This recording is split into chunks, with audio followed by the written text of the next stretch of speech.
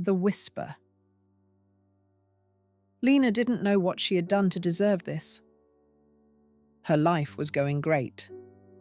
New job, beautiful new flat with very affordable rent.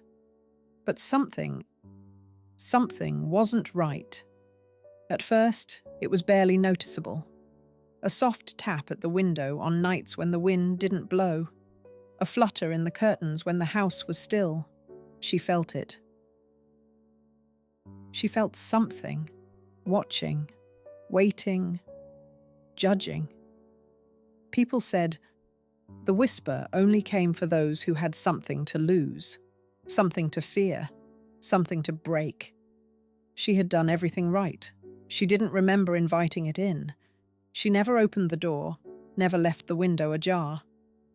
But somehow, it lived there now, tucked between the coat rack and the kitchen clock. It didn't scream or shout. It just whispered. On days she was in a rush. You'll forget something important. Went out with friends. They're already tired of you. When she was already 4 miles down the road. Are you sure you locked the door? At first, she'd try to ignore it. Blasting music, filling the house with fake laughter, drowning it out with busy hands and blinking screens. But the whisper always waited. It didn't mind the noise. It thrived in the quiet between distractions. It was clever like that. Some days it was smaller, a flicker in her chest. Other days it grew tall and crooked, standing behind her in the mirror while she brushed her teeth. Is that blood on your toothbrush, Lena? That's serious. A faint shadow in the seat next to her in the lecture hall. You're falling behind. Work and uni? Why did you think you of all people could juggle both? The more she tried to push it away, the worse the taunting became. Your heart's beating fast, Lena. You'll need your phone ready for when you have that heart attack. Then again, you'll probably not reach it in time, it would say with an ominous giggle. She spoke to her friends in vague metaphors and hypotheticals to gauge if they could hear it too. But they couldn't understand. They won't understand, Lena. I'm not the problem here. It's you. If you talk about me, they will think you're crazy. Are you crazy, Lena? She asked her doctor once if they could remove it. Cut it out. Trap it in a jar. The doctor gave her breathing exercises and a referral, but not a knife. How will breathing help you when you can't breathe? Remember how you can't breathe, Lena. That oxygen you're breathing. It's not enough, is it? Lena stopped leaving the house. It stayed quieter when she was inside. If she was in, it couldn't predict her tripping over and embarrassing herself, or fill her head with noise so she couldn't speak properly. Lena stayed trapped in her new flat. But although the whispers were quieter, its inky blackness coated the walls, the ceiling, the floor.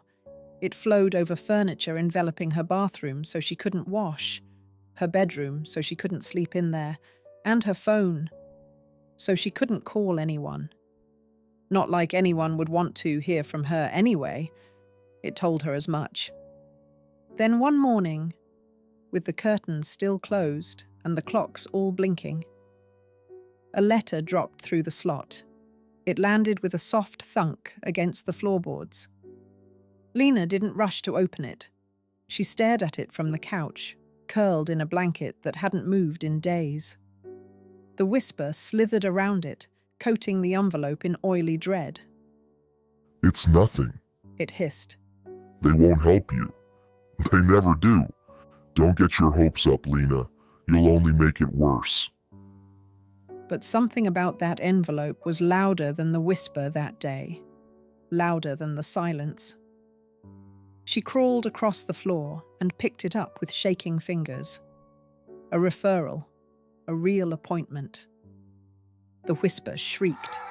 It wrapped around her shoulders like wet tar, weighing her down like an anchor. It slinked across the walls, howling. They'll laugh at you. They'll see how broken you are. You'll mess it up, like always. But Lena stood up. The whisper clung to her legs, to her back, to the hallway door. It filled the air, making it too thick to breathe. She forced her way forward, the mist of the thing like walking to jelly.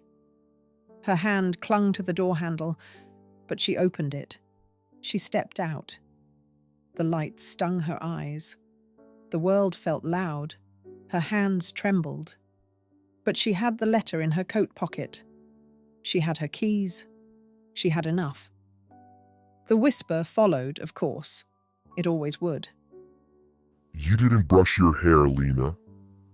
People will see you looking like that, Lena. But for the first time, it trailed behind her, and she didn't stop walking. Lena stepped into the waiting room. Her coat was still buttoned wrong. Her socks didn't match. The whisper reminded her of this constantly. She sat with her knees together, hands tucked between them like a child in trouble. Across from her, a wall of motivational posters smiled back.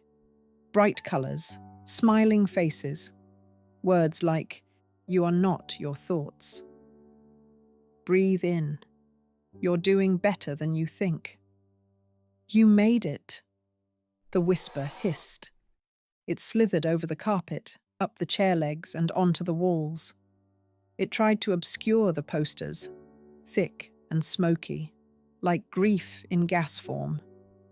It wrapped itself around the hopeful phrases like ivy around a dying tree. And Lena sat back, defeated. The psychiatrist called her name, and both her and the whisper entered her room.